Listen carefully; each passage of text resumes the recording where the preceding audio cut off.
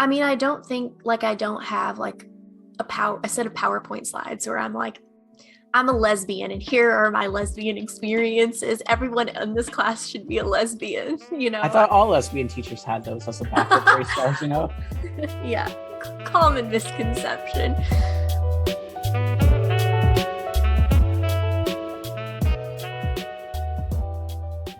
Hello, hello, hello. My name is Jacob Miranda. And I'm Cassie Witt. Now, Cassie and I are doctoral students here at the University of Alabama, specifically in the experimental psychology program, where we're concentrating in social psychology. Together, we are the hosts of Corrupting the Youth, a podcast about the teaching of psychology. If you love psychology, education, or both, this is the podcast for you.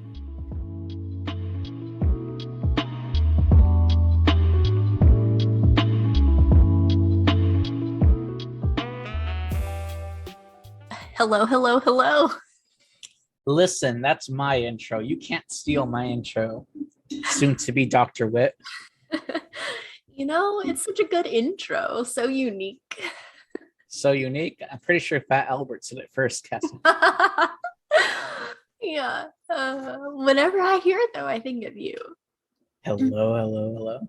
Well, Yeah. Hello back at you all three times. What's going on? What's shaking? I'm enjoying myself much more.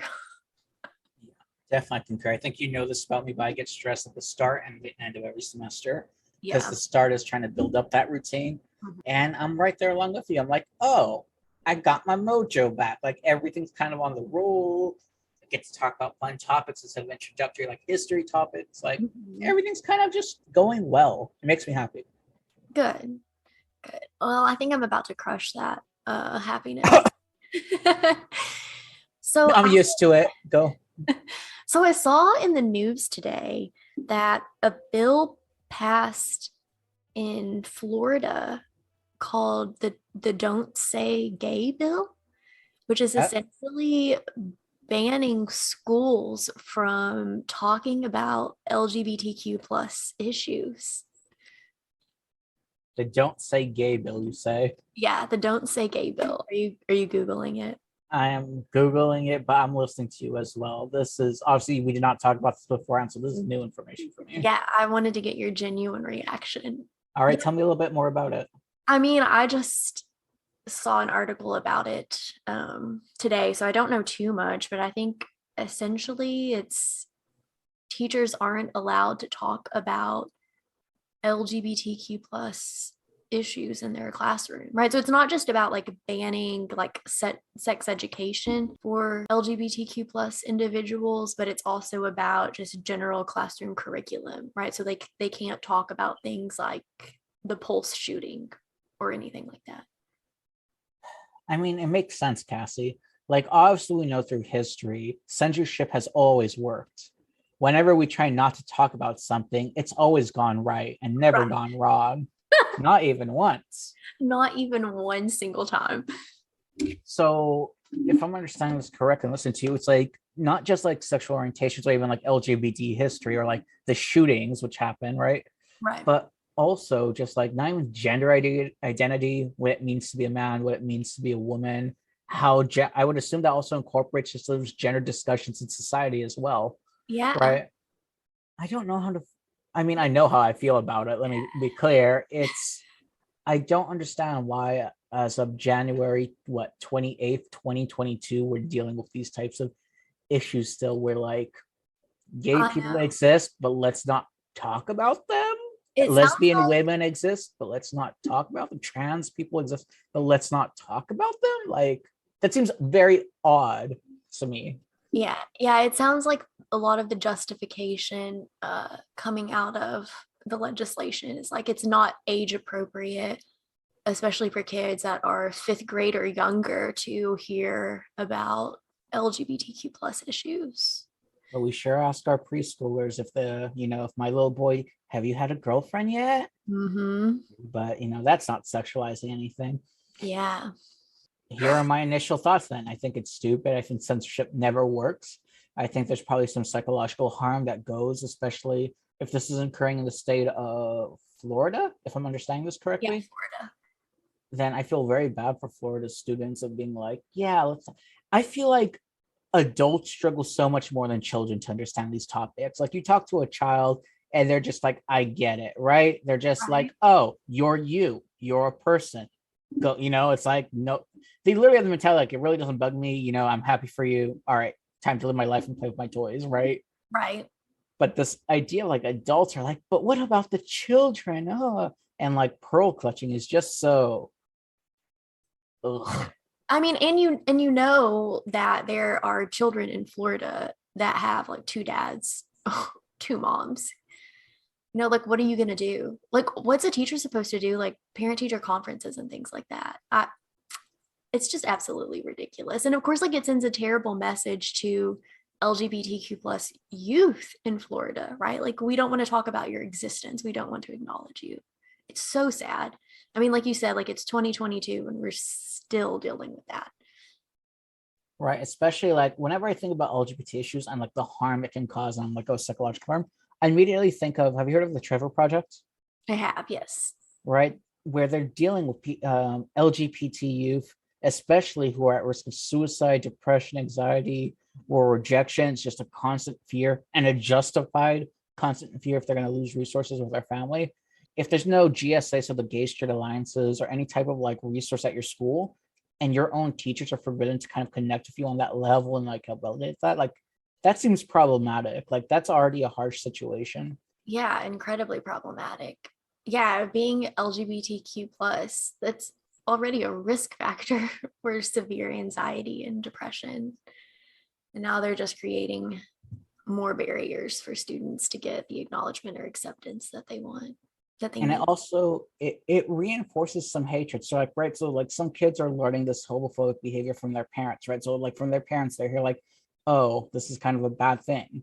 Mm-hmm. And then like they go to school and now we learn like, oh, teachers don't want to say gay, it must be a bad thing. And it's just like there's a reason. Like I can see a kid saying like, oh, there's justification where both my parents and my school and just my general community all feel this way, so now maybe I should pick up these ideas as well. Yeah. As a teacher, have you ever had a student come out to you, Cassie? Oh, yeah. I've had several students come out to me. Well, okay, no need to brag, I've only had one. I'm sorry. I think it's because I often share with students that I'm queer. And so they're like, oh, yes, this is a safe space where I can, talk about my own identity and like experiences and things like that. Is it ever a big deal? Is it like early on? So I'm wondering, I can imagine a college parent, right? Mm-hmm. Or a parent of a college student, I should say. And I can imagine them saying, you're pushing your sexuality onto these kids. Like there's no need to disclose who you're attracted to. How would you respond to that? I mean, I don't think like I don't have like a set of PowerPoint slides where I'm like, I'm a lesbian and here are my lesbian experiences. Everyone in this class should be a lesbian, I thought all lesbian teachers had those as a backup race stars. Yeah, common misconception. So like I don't think I'm like forcing my sexuality on any of my students. I don't know, like making comments like and like opening up the class for like discussion on like discrimination or things like that and sharing my own personal experiences. One, I think accomplishes that kind of like authenticity that we have been talking about, or like making yourself appear like more real and human. And I also would counter anyone who has an issue with me talking about like my own queer identity with like just the importance of representation, right? So I've had a few students come out to me after finding out that, I'm queer. I imagine that there are probably more LGBTQ plus students in my classes who never told me, but they still were exposed to, someone who has that identity in their classes. Definitely. Like I'm going to show you. When I was an undergraduate college student, I was facing a lot of internalized homophobia and a lot of self-hatred, right? But I did appreciate those safe spaces, those safe zones, right? Yeah. Although I was had like a very complex relationship with the community of like, do I distance myself? Do I participate? How much do I engage? If I do something, how people will see me? Like one of those like mini obsessions of just worrying about like being seen as gay, right? That internalized homophobia. The teachers who are like, this is a safe space, and a lot of them, let me say this for any instructors probably most of the instructors or people listening to this audience who are straight, a lot of that help and support and allyship came from straight professors. It was this idea of like, no one's forgotten here. I'm going to like be here for you. I once like, there was a TA, a graduate student who led my social psych class. He was amazing and cute, very cute, but also just an amazing teacher. And he made me so comfortable that like for a final writing project of what we could do, I was probably gonna do something safe and boring. But then like I kind of hinted at like, oh, maybe what about this LGBT topic? And I had never seen a professor so pumped about an essay topic before and so enthusiastic and motivational. Like that definitely made me like, oh, that's so cool, man. Like, thank you. Like, so Cassie, you said you had multiple students come out to you. I think I've only had one or two. And for those of you who are listening, would just be like, how can you not remember how many you had? Like, listen, it's not a big deal to me per se. So it just like, I don't remember an exact number either, but it makes me happy every time it happens. Yeah. Or I think what is more common is not students coming up to me, but happens a lot more frequently is when I have in-class discussions and a student, because I'm really big on storytelling, not just myself, but also having students share their stories and their experiences. It just seems so natural that they can talk in a classroom in Alabama for a woman to be like, me and my fiance, she and I are doing great together. Or for my guys to be like, yo, me and my boyfriend, like we struggle with this a lot. And it's never even on like psychology of gender or like a sex-based topic. It's just like on general cognitive psychology or motivational psychology. Yeah. And so that I think is one aspect of creating a safe space and just a safe learning environment and community within the classroom. Like that's so powerful that I'm so glad they feel so empowered to do so. And maybe they don't think of it as a second thought. And maybe I'm just like being a narcissist and be like, I helped with that. But I do think there's a lot of classrooms where you can make very unfriendly and very like, I'm comfortable with who I am, but I'm not sure I want to be that person right here, or at least show off who I am. Right. No, I get it.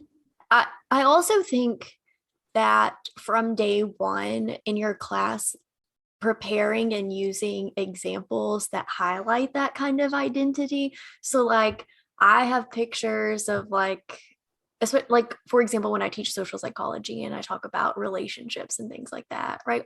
Those slides are full of pictures of, people from LGBTQ plus relationships, right? So I try to do that, or I think about like in statistics, for example, right? I've been teaching about like how to decide if something is a categorical or a continuous variable. So the example of categorical variable that I've been using is like gender identity, right? So I'm like, okay, so you're asking your participants to report if they identify as male or female or non-binary or transgender. So just like having examples that highlight those identities, just like saying the words in the classroom or just having simple little pictures on your slides, I think is just so important. Cassie, as you were talking, I was thinking of a book written by Catherine, I believe it's pronounced Delagnazio, Dlgnazio, and Lauren Klein, called Data Feminism. And so it's this idea that we handle data from like a very heteronormative perspective, right? So this idea that is gender dichotomy, right? It seems to be like very this versus some people who claim maybe from more feminist perspectives of like gender's on a continuum. Sexual orientation is on a continuum. And how you handle your statistics and treat your variables matters. How you treat race matters. And so like, as I was thinking, and maybe put in the show notes, this is a great resource for someone who wants to get kind of more of a feminist perspective and something that you might not normally associate it with, such as statistics. Yeah, I can't believe you've never recommended this book to me before. Listen, I have to keep some trade secrets to myself, okay? Right. My birthday's coming up. Good for you. Oh. Definitely. I can definitely see places where my sexuality does come up because I do share it with my students. I just think if it's natural. So like, for example, I'm going to bring up biopsych. I'm sorry for bringing it up, but in the classroom I teach and I talk about different topics that exist. One such thing is sex discrimination, Title IX, discrimination in the workplace in general, both racial and sex-based as well. Guess what? Protection for gay people ain't so great. I'm going to make a joke about that in my class. Like, looks like I'm in a bit of trouble, aren't I? Like, and you Yeah. usually get to laugh because like the best kind of humor has a strain of truth in it. But like it gets them thinking like, oh, I always hear about DEI issues, diversity, but it in practice and its real world consequences are something actually like, okay, maybe I need to listen up and not just be like, another DEI thing. Are you ever scared to share your sexuality with your students, especially teaching at a university in the deep South? I'm from California and this is Alabama. And so my background is, very what people consider like, the leftist state, the very hippy dippy state. And even then, I would argue it's pretty conservative there and not as accepting of LGBT stuff there. What I associated before I came to Alabama, to make clear, and just in the South in general, is this idea of like maybe a lot of hatred, a lot of racism, a lot of people are just going to be carrying guns around. That happened to be more in Texas than in Alabama. So when I was there, Alabama has been much kinder. And I think that the stigma does exist. And I think that stigma was real when I first got here. So like my best friend, who he had the concerns like you're going into a place where you're going to be in danger. And not to say like, obviously there was one instance here, which I think I told you about, where like I was just trying to get my depression medication and someone on the street by the CVS was just like, and I'm like, oh, you too. It's like, what the but that only happened once in my 3 years of being here. So that says something, I think. I would say for anyone as an instructor who's afraid to kind of reveal that part of yourself, I want you to know that it's understandable and perfectly okay if you don't feel like that comfort zone immediately, or you might not ever really feel that comfort zone. Like, I don't know your institution. I don't know how your peers or your supervisors will treat you. But I will say this from the student end, from a younger generation, they're much more nonchalant about it than I gave credit for. Like a lot of them are just like, oh, okay. And if you use personal stories about your, a lot of traditional instructors will be like, oh, me and my wife, and women will be like, me and my husband and my kids, right? It's very much the same way. Like as long as you have a relevant story to tell and it's not out of nowhere, it's appropriate. I agree. Yeah. So I'm often not like, I'm a lesbian. It'll be like, and me and my girlfriend, where it is like very natural, and like I try not to make a big deal about it. I think the most prevalent it came up is when I taught the psychology of gender, sex, and sexuality course I did. Definitely. Yeah, I can. And it's this idea of maybe even tying it back to the day of feminism, but it's this idea that a lot of science on sexuality and what we know about sexuality is kind of we don't know. It's just like we have a very poor understanding and a poor statistical conceptual of how we analyze the data. But also, that population is much rarer and or that sample is much rarer in the population, I should say. So a lot of the conversations I think have to be a bit anecdotal and a little bit more experiential, just because the empirical literature really isn't there and it's not really strong. So I don't want to be like, did you know that gay people are like this? When it's like, well, there was one study done ever and they looked at 30 gay people. I just thought of a question as you were kind of summing up what we've already discussed. And it's this idea of, we talked about storytelling and using anecdotal evidence as it's appropriate. So I was thinking it might help someone to kind of figure out do you have an example or whatnot? And I can kind of go first and you can either add on to it or maybe you have something different. But the first thing I think of is this idea of dating culture, right? So when you're talking about the psychology of love and romance and just how relationships develop, especially in social psych, right? That's kind of our shtick. It's we care about the situation and social relationship. I feel like, I'm not sure if it's because I'm younger and more close to the age of students, but I feel like this can even go across age groups. There's that dating app swipe culture where it almost treats people how I've heard it described as just clothes on a hanger, right? So you're just moving clothes, swipe until you find something that you might like, and then you look at it for a bit and then you just let it go and get ghosted. I don't care what your orientation is, I can do it within a gay context, but all my younger folk out there are oh, I've been ghosted, oh, I've been catfished, and really talking about why is that the case and why is that such an issue. But also, is history back, was it really as glamorous as we think it was, right?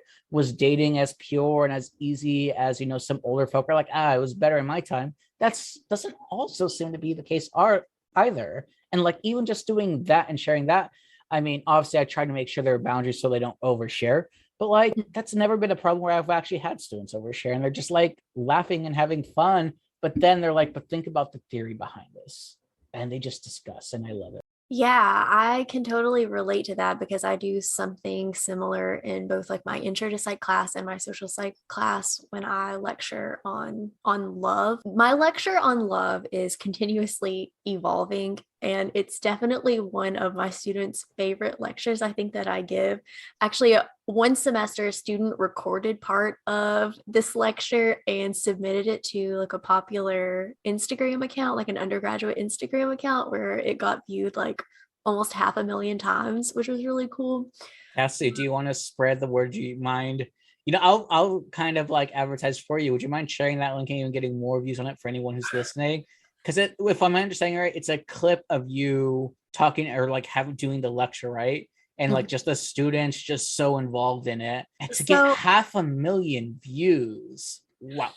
so I think it's popular because when I give my love lecture, it's like a very fun but facetious lecture where I'm like, here's how you can use psychology to get somebody to fall in love with you. And so the clip that got recorded was I stole this from the comedian Bo Burnham, but like my advice for them, like my last piece of advice is like lower your expectations. Regardless, within the context of like that love lecture, I also talk about dating apps and the phenomenon of it and just how ubiquitous it has become in our culture. And then I show them data about how individuals who identify as lesbian, gay, or bisexual are much more likely to use dating apps to find potential romantic partners than people who identify as straight, and have them like speculate on why that is. And then like we have a discussion about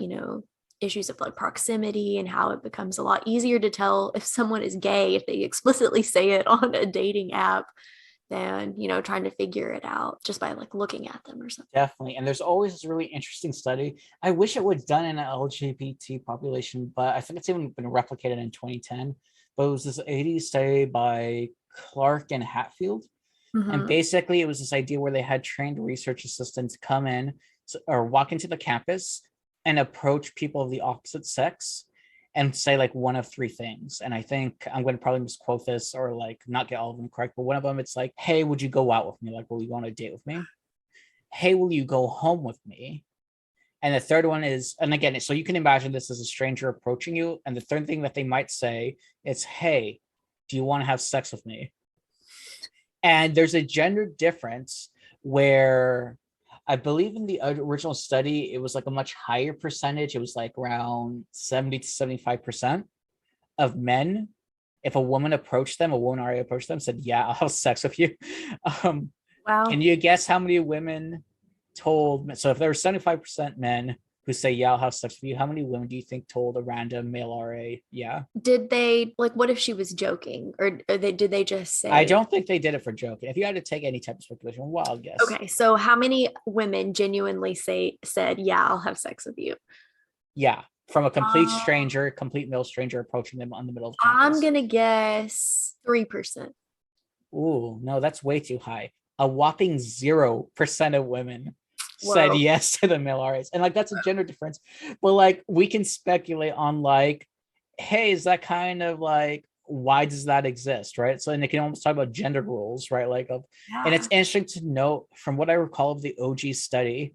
And this might be completely off track or irrelevant, but what I recall from the OG study is that for the men who did say no, something that the RAs noted, the female RAs noted, is that there was always an excuse attached to why they said no. So they would never just say no. Women would just be like, no. Men would be like, no, I have a girlfriend. Oh, no, I have roommates. Oh, no, like, right? Like, it's almost like this weird thing, like you have to justify why you would tell a woman no to sex. Whereas women are like, you're a creep. Like, like they're just like, bye. They've probably been asked that before by a random stranger. Just because this is psychology and stuff. I think that's kind of like a fun thing to talk to your students about. Yeah. If you can, because it's just like, yeah, and I'm not sure if you ever bring it up in your class, but like it's really cool that I think they're replicating it in Denmark.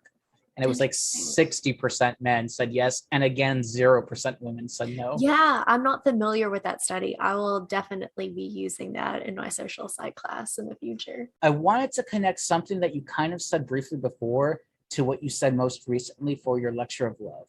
And if I recall correctly, because I think you even practiced that lecture on me for like job talks and whatnot, you mentioned previously that you have a lot of diverse pictures within your slide. And more specifically, this idea that when you're even talking about love and romance and dating, it's important to notice and recognize that a lot of our stock photos, even in books, are heterosexual white couples most of the time, right? Mhm. And so what I noticed in your saying, something I really want to emphasize is things that a teacher can do in their own work, right? And it's something pretty simple and straightforward. It's showing interracial couples. It's showing people of color of both the same sex and opposite sex together in love, happy.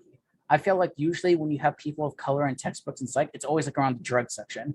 And it's just like, look at this. And it's just like, that's kind of. I've made that observation too. I perhaps spend too much time trying to pick out pictures that I put on my slides, like if they have people in them. And I'm like, I really want to make sure that the pictures that I'm putting on my slides are diverse. And it is so difficult to find pictures sometimes, especially like for that love lecture. Like the pictures that I have now are definitely more diverse, right? So it's like couples of different races and things like that. But it took a while to find like good stock photos. There's also an issue like in developmental psych where it's like parenting photos. It's so hard to find like just Black parents with their kids like together as like one big family group.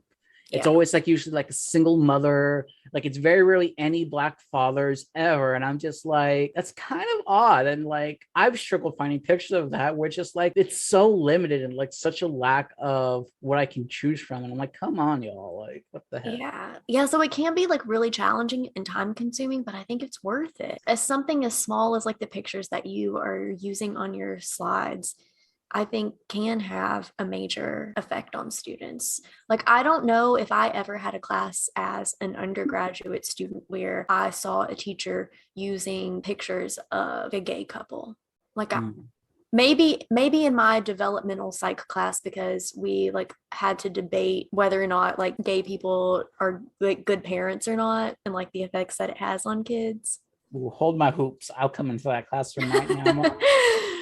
The best this is kind of a teaching story, but like in high school, my AP Gov teacher, we were getting political, and I love him. He was a Jewish white ginger man, and I had a peer. I could say his first name, I'm sure it'll be fine, but I had a peer named Nicholas, and he was like this cool dude and really happy. And then you have the other student who was almost like your token Republican student, or like that like highly adversarial white male, just very, very just conservative. And I think that this guy, this conservative, basically made the comment that like same-sex couples can't raise children. And Nicholas basically was just like, I have two moms and you're supposed to be friends with me. What the are you saying? Like, I remember like, he's just like, I think I turned out all right with my two moms. And that's the first time he ever talked about his parents. I didn't know, like nobody, or at least I didn't know, right? Like, I don't want to say like I'm overly close to him, but like, that was such a powerful thing. Just like something like burn. Like, he was very comedic teacher.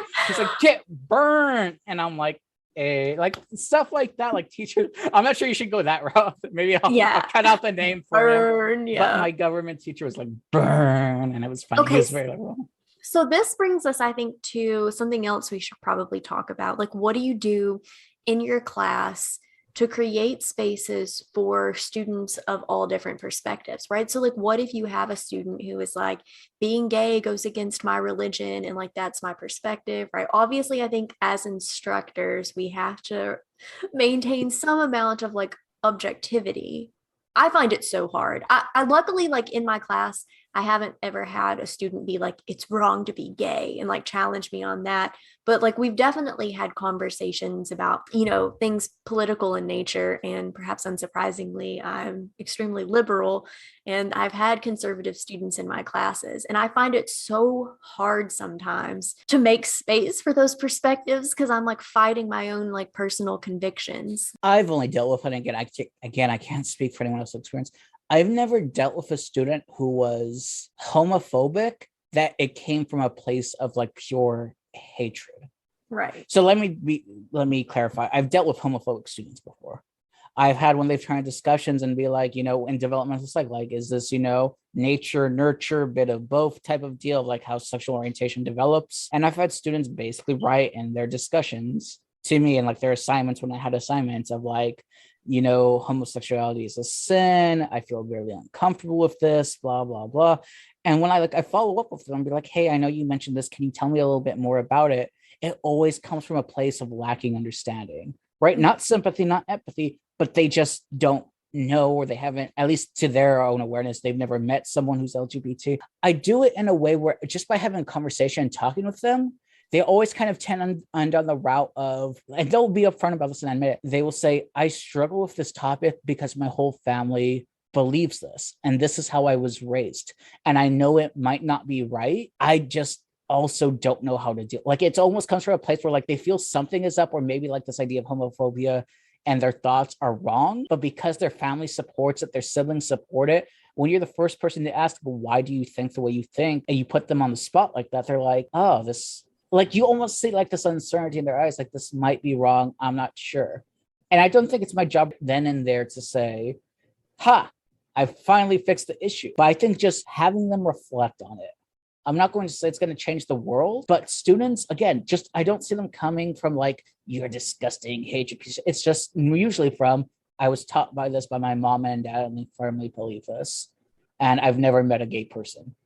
You're the first. This is another reason why representation is so important, right? So it's not important just for students who also identify as queer. You're also providing representation to students who may be straight, but also have been raised with these ideas that like being gay is wrong and that homophobia is okay. And so you are providing an example of an individual who is like hopefully thoughtful and empathic and very human, right? So they actually have a face now to like attach to what it means to be someone who's queer. Providing that kind of good representation, I think, is also really powerful. Yeah, I like to think of it as almost breaking the mold, right? So like Yeah. they're the stereotypes of, and again, I can relate to this because I did deal with a lot of internalized homophobia, but this idea of gay people are a certain way, maybe they're predatory, this seems really gross and icky, and I don't get it. And that's coming from a gay person himself. Right. So like I totally get this kind of uncertainty of like, I don't know really what a gay person is. All I know is what I've seen on TV and what I've heard from my parents. As an undergrad, having people say like, no, this is okay. Or seeing representatives myself taking on leadership roles, being comfortable with who they are, being happy with who they are was for me inspirational. Like to see this definitely made me more comfortable in my own skin. Maybe this is too, again, narcissistic of me to say, but like both you and I'd like to think that we almost do the same for other people, of just like you and I try to make the classroom a very happy, laughing, fun place to learn. And like, I want them to say like, yeah, you could be a fun teacher and have a personal life and just be happy. Like, you don't, it's not this depression. It's not this suicidality, even though those are real issues in the LGBT population. I think we need to show them that there is hope. Because sometimes it's really hard. Right. It seems so cliche, right? You always hear like it gets better. We say that to LGBTQ plus youth all the time, I feel like, but it does get better. And I think representing that you can end up really happy and achieve lots in your life is good for students to see. And I think it's important to be very real with them, right? So I would agree it gets better, but I would also say that doesn't make it easier. Yeah. People will struggle, you will struggle, your students will struggle. Yeah. And so instead of just saying, don't worry, it gets better, it's like, it's okay to feel how you feel. We'll work towards it and we'll build that better future. To me, that's all. I like more, I like concrete stuff. So just to be like, haha, hippy dippy, don't worry about it. Like, that's not helpful to me. It's like, what can I do now? How should I be thinking about things now? And having real teachers talk about their real experiences, both the good, the bad, and the ugly, is both entertaining because I like to laugh, but helpful. Kind of going on to that, though, I would say, let's imagine an extreme situation of what you described. So a student saying something homophobic, but like outright middle of the classroom in front of everyone. I'm not sure if this would ever happen or how realistic it is. It might be like an outlier situation. I have my own thoughts. I actually know exactly how I would handle that situation.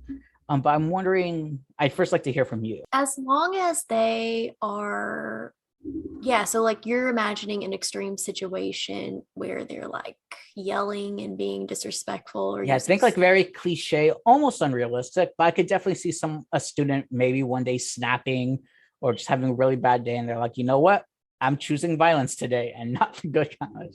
I mean, if they get like that disrespectful and violent, I will ask them to leave the classroom. I have in my syllabus, and I think you also have a similar policy that's just like respect, where you can have a different opinion, but you need to be respectful of other people's like positions and identities and thoughts and opinions.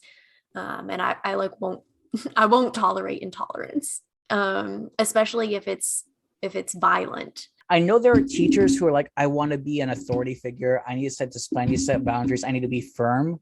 I think you and I both were recently listening to some teachers and instructors during a panel session about like how important it is to be firm. Yeah. And I'm going to say like, that's a little bit too authority. The way they were describing it was a little bit iffy, but I do agree to the point that there do need to be some boundaries, set healthy boundaries, and also boundaries that cannot be crossed. Right. And so like, I have no problem. You said that you would ask them to leave. I would throw them out. I have no problem.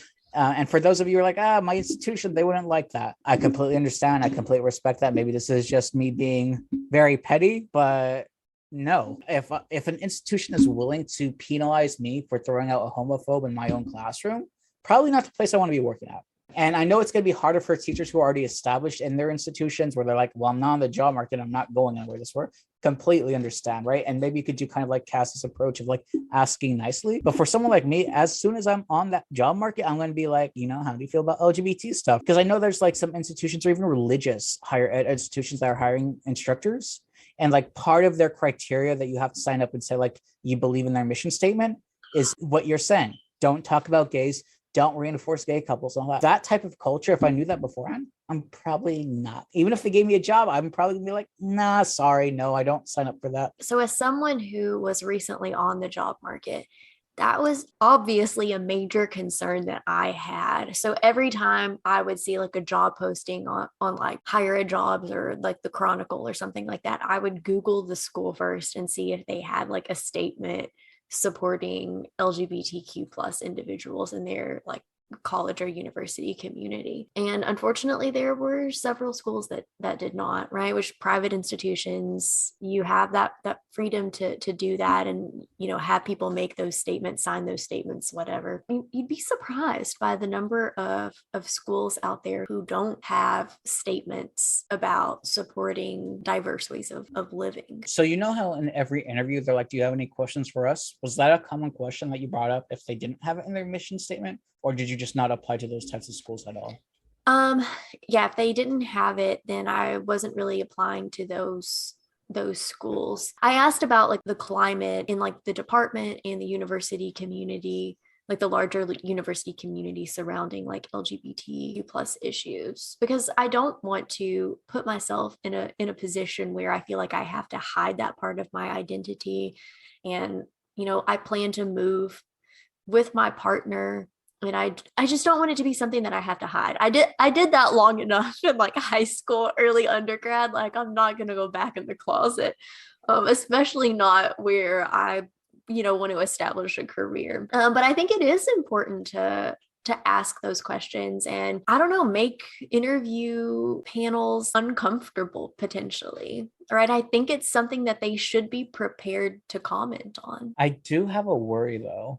And it's almost like the thing of like where there is the greatest need is the most littlest incentive to be targeted. Specifically, this idea of I can imagine bigger institutions, our one institutions or just more well-known institutions, probably have more money to have more LGBT resources and kind of like have that community foundation. And I can easily imagine that like a lot more R2, more liberal art schools may have just less financial resources, or maybe in a community that's kind of like not by the main city or kind of like in the middle of the country type of deal, where you can ask them like, can you tell me what support you provide for your LGBT faculty? What support or what resources exist for your LGBT students? And again, I don't think that's unreasonable. I think many faculty might be like, actually, there's really not much. But I feel like based on kind of what you said, like if you had an institution like didn't have any resources, and I don't think this is you alone, I feel like a lot of LGBT folk were like, I don't want to go in a place that's not going to support me. Right. But then those are the exact types of places that probably need LGBT representation. Like, I feel, I'm not sure, is this concern warranted or am I just being stupid? No, I think it is a concern. It's also, I think, reminiscent of something that irks me about a lot of liberals is like we like to complain about lack of like representation or resources or things like that, especially in the South. And then we're like, all right, the moment I can leave, I'm getting out of here, right? So like a lot of people aren't willing to like put in the work to create the change that they wish they could see. I agree with that. And I think I'm also guilty of having those types of thoughts, right? Oh, There are me some too. days where I'm from California, my baby brother and my little sister, my grandparents are across the country. My best friend is across the country. Another best friend's in Texas, so halfway across. And me being in Alabama, it's like no shit to Alabama. It's like, do I really want to stay here or even stay in neighboring states here when I'm done? Mhm. Right. And it's almost, I'm guilty of that. Like, I kind of want to go back home to California, but does really California need any more LGBT representation, you know? And there's also kind of a very selfish idea, a very self-centered idea. And maybe you can like guilt trip me into this because I definitely feel it sometimes of like, I feel like it should be on me. Like, I feel like I I want someone know. else to take care of the problem. I don't want to be the solution sometimes. I don't want to be the movement sometimes. Obviously, you and I have both dealt with advocacy in a lot of different realms, from either pedagogy or an open science or just general civil rights, right? So, like, just the right to be us and the right to live. And I feel like I get that fatigue sometimes of like, yes, I'm fighting the good fight, but like, do I have to be the change in Florida? Do I need to move to Florida I and know. be It's like, like, oh, geez, I haven't even started my new job yet. Do I need to somehow go to Florida and like start fighting the good fight? so yeah, that's when I feel pessimistic. When I feel more optimistic, because you know I tend to be a very cynical person. I might be misleading on this podcast by how hippy dippy I am. You're like, oh yeah, so everything great. I'm actually very cynical and jaded. Yeah. But when I am feeling more hippy dippy and optimistic, I also think that it doesn't need to be a big act for the movement, right? You don't have to do these grand gestures or like fight this very overall thing.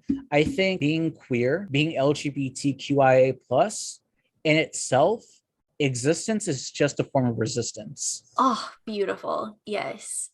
Yeah, I don't know where I'm quoting that from. I've heard it before, maybe a long while ago, maybe even from our lab partner Joshua, Yeah. where he just basically said, like, listen, us just surviving, we're already an anomaly in a system that's not meant to support us. We're in a country, we're in a government financial nation that is not meant to support us. That gay people throughout history, LGBT people throughout history have always been the ones kind of on the outskirts, have always been the ones in the resistance ends. And I think we need to compliment ourselves for that, right? Like, that is something I'm not going to apologize for narcissistic about for. It's hard to survive. It is Yeah. hard to survive. It's hard to be me. It's hard to be you. It's hard to be yourself as a queer person. And Yeah. so I also want to give grace for people like who are tired. I understand that. And I think that they need to give themselves a pat on the back that maybe you are going to a mainstream institution and you're like, maybe I'm not working in the lowest SES. You can still do stuff just by existing, right? And just showing, I think this kind of goes back to our earlier point, just show that, out of spite, be happy. Out of spite, thrive. I'm a very spiteful person. I own, no, when I talk about emotions, I love the emotion of spite. I think it's a great motivator. It is. So if you wrong me, I want to thank you because you're keeping me motivated because I'm going to do better. So since I'm already on a roll asking you questions, Cassie, Hmm. I want to remind myself that, again, most likely than not, a lot of our listeners are straight. They may Right. be allies. And so as they're listening to this, we've kind of given advice, like if you're an LGBT instructor, like kind of how to handle navigate that. But I'm sure there's someone who's like, listen, I want to help. I don't know how to help. Do you have any advice for straight allies? Or do you even like the word allyship? So, like, is ally something that's too cliche? For people who want to help that you may or may not like the label of ally, what advice do you have for them? I think a lot of the advice that I would have for allies is similar to like advice I would give to people generally, like is like increasing representation, right? So being really intentional with the content that you teach. So creating space for discussions of things like gender identity or sexual orientation, addressing in the research that you might present in your class how it might have a heteronormative bias, those sorts of things, being really intentional even with the photographs that you choose to include as part of your course materials. And then I think it's also good advice for anybody, right? So a straight ally or someone who is LGBTQ plus, if you want to, you know, create and establish a safe place in your classroom, making it really clear that you have expectations for your students to be respectful, but that openness is also, you know, desired, that it's a space where they can share things about themselves, right? I think a lot of it is just related to cultivating a classroom environment where students feel safe and comfortable. So perhaps another piece of advice is to just make sure that you being an ally isn't just performative, right? So you're not just telling your students, yeah, I support LGBTQ plus rights and identities and things like that. And then someone says something homophobic in your class and you don't like reprimand them. Oh, I like that a lot. And I would say even at a higher level beyond your classroom, when you're in faculty meeting, I feel like the idea of when DEI comes up and now you're with your fellow faculty members, right? Are you all actually talking about it? Or are you passing it off along to either a student or like it's a position that nobody really wants to take? So it's just like, I guess I'll take it. Like, is there actually passion there in a culture within, or maybe I should say behind closed doors? And I Yeah. feel like that's probably much more relevant for the more the, like, we're talking about how you teach and your position going downwards in the hierarchy, but you also have to look at people at your same level and people above the hierarchy as well, and kind of actions there. And I think having these conversations, or kind of being like that pesky, like embrace being a bug, you know, just be the little mosquito and prick, prick, prick. But like, make sure people aren't forgetting about this. Make sure like, hey, let's not keep certain diversity issues out of the loop. I think is something, especially when it's coming from someone who's not part of the community. Having a white person say like, we need to talk about Black issues. Having straight people say like, hey, sexuality is important for everyone, right? I feel like it's almost demeaned or disregarded if you're someone from within the community and you try to bring it up.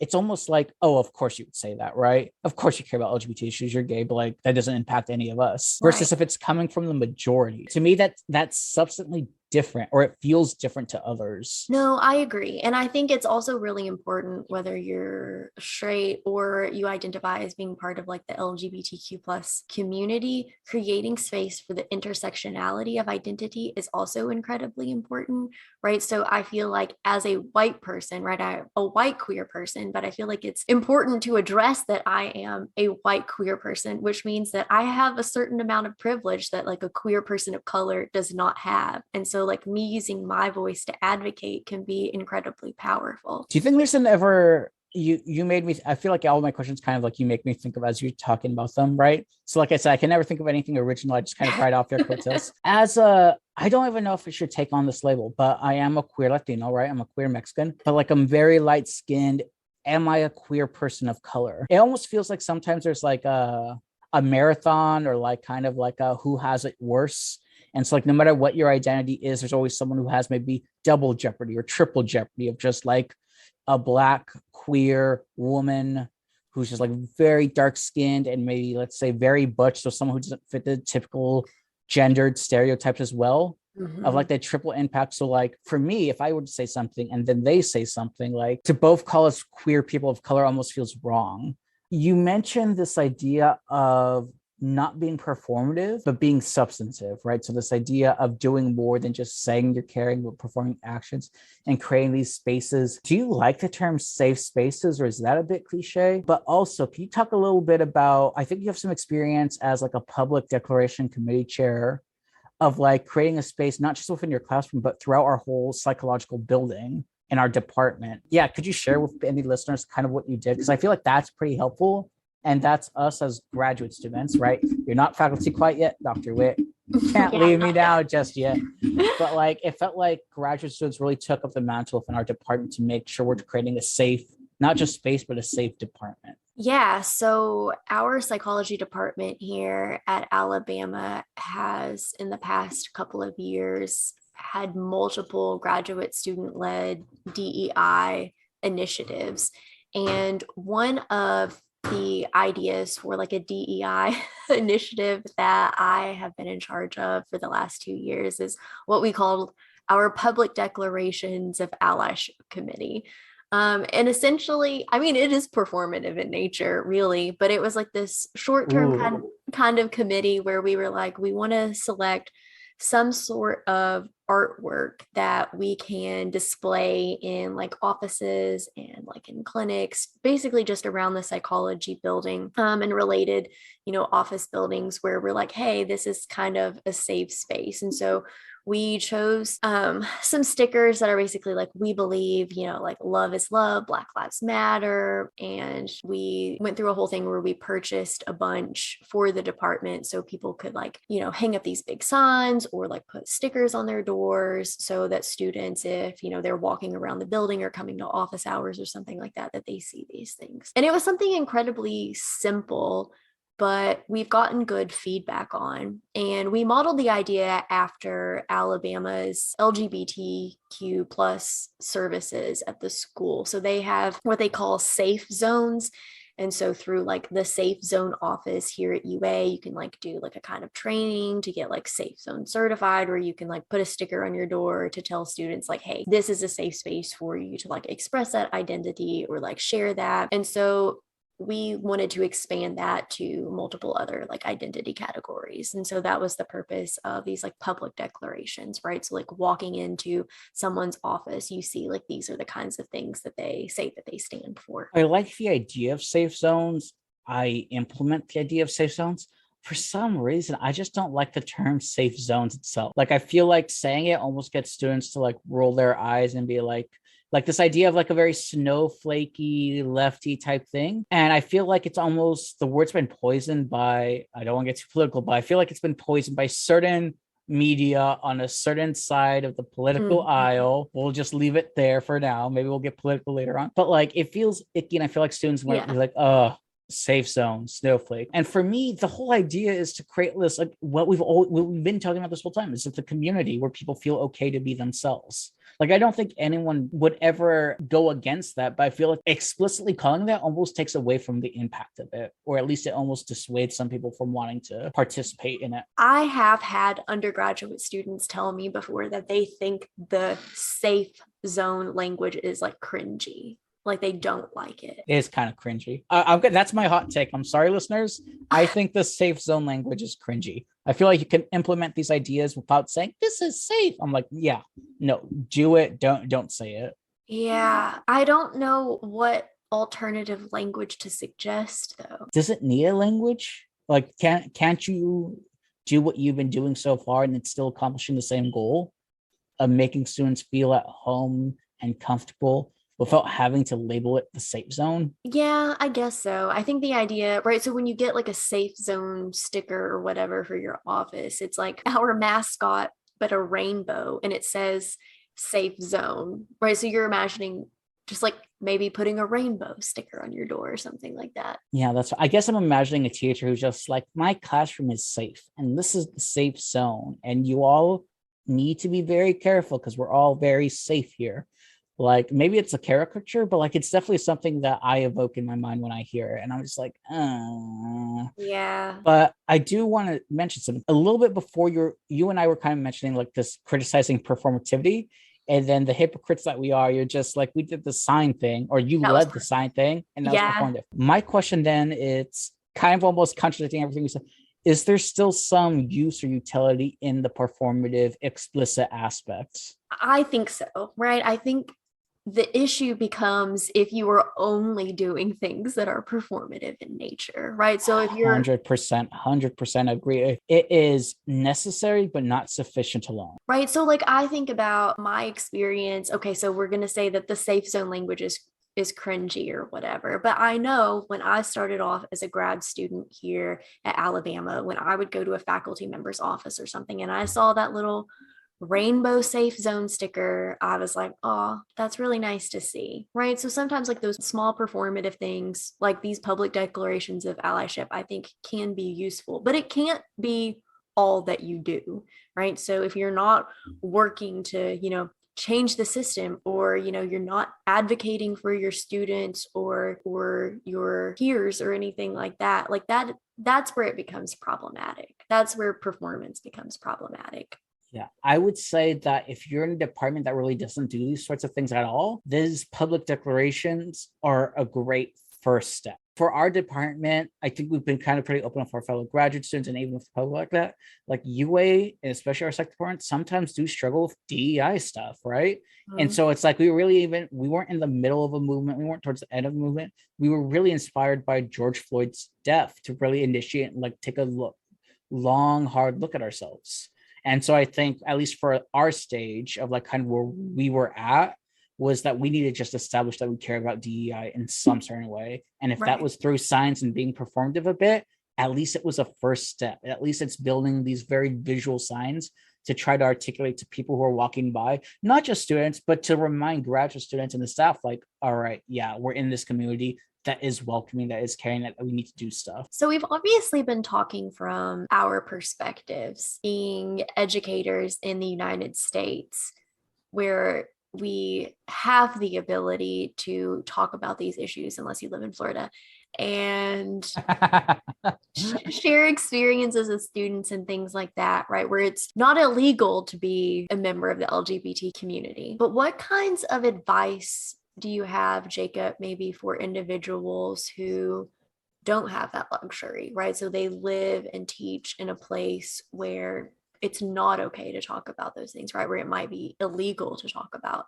LGBTQ plus issues. I think what is probably a safe bet for you and I to both establish from the get-go to anyone who's listening, it's that take what we say, I guess, in this response, like with a grain of salt, because we're kind of talking out of our element here. Or at least I'm going to be talking out of my element here, because this is a very huge issue and probably could be an episode in of its own. Like I can imagine you are a queer instructor and you are in Russia. You are a queer instructor and you are in China. You are a queer instructor and you're in a community or a school or a private school or a religious school, even in America. How do you navigate that? And I don't think I actually have an answer. I want to acknowledge that it is an issue, and like what we are presenting is kind of like an overly optimistic view of like, here are all the little things you can do. But I think we can at least acknowledge some of the problems that they face. And maybe if anyone's listening and kind of wants to send us their thoughts, I think that might be helpful. But I can imagine that's even dangerous for, we were talking about dating apps earlier, right?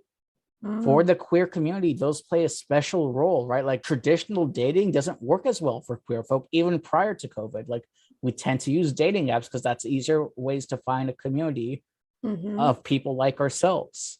And if you're online and you have your face up there, maybe college students are also on there, maybe community members are on there. I feel like one, it's be very careful, probably. And I'm sure people who are listening to this, they don't need advice of like what to do, but like I can definitely see a fear of just like being yourself in your private zone of we're just trying to find love.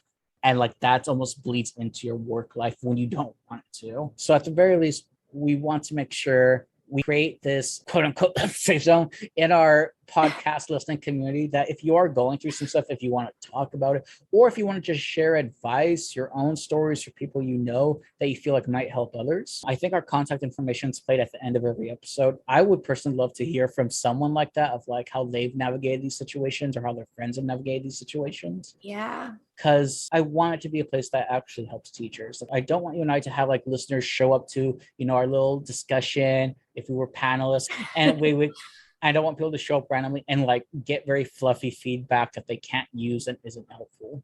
Yeah. I want to help people like this. I just don't know how. Yeah. And I think one goal that you and I had in starting the podcast was that we wanted to hopefully create a community of individuals who care a lot about teaching, who could learn and grow through conversation with one another, right? So hopefully we can establish that kind of community. So please do reach out to us if you have advice that we could potentially share for people who are in that situation where they want to create that kind of safe, inclusive classroom environment, for themselves and for their students, but feel like they cannot. So, Cassie, you and I talked a lot. We're on our fourth episode. Huzzah. For anyone who's listening, we did not actually plan on doing the being a gay teacher part. We had something completely different in mind.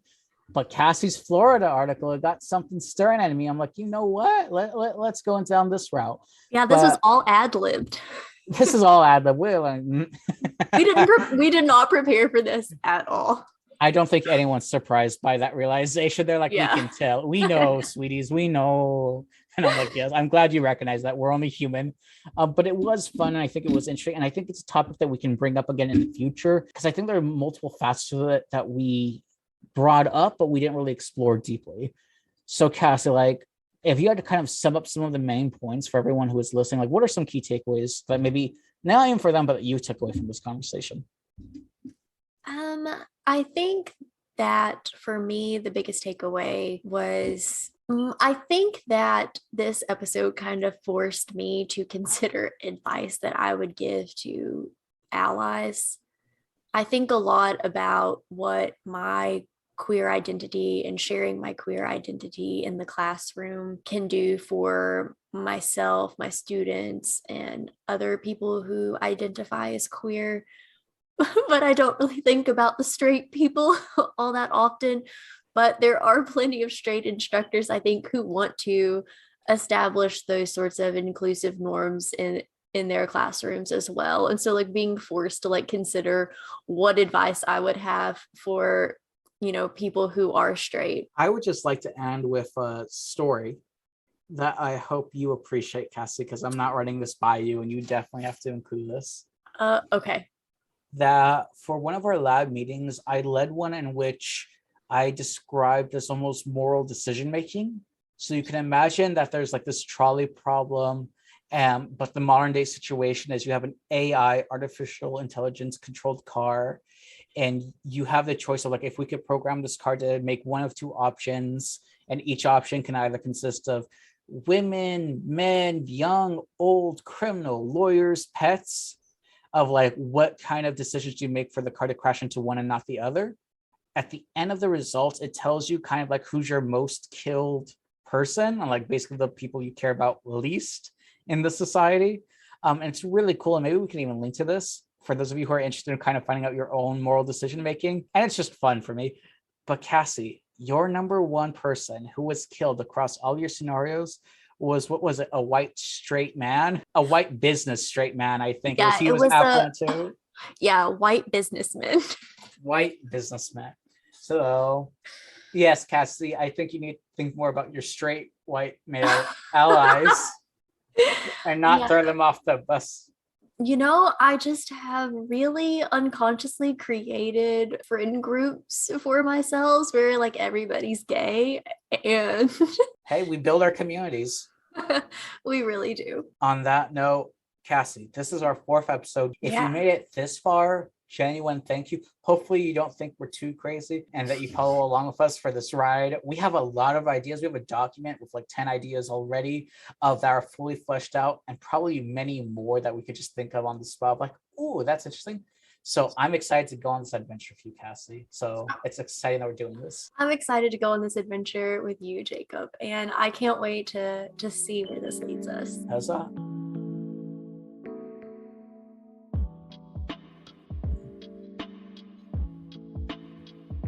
Hello again. We just wanted to thank you one more time for listening to Two Random Weirdos. If you want to listen to us ramble some more, we'll be posting episodes hopefully bi-weekly on both Apple Podcasts and Spotify. Fingers crossed. If you want to get in touch with us, we can be found on Twitter and Instagram with the handle @CorruptYouthPod. Or feel free to email us at corruptingtheyouthpod@gmail.com. Thanks for listening and helping us spread the corruption. Bye. Bye.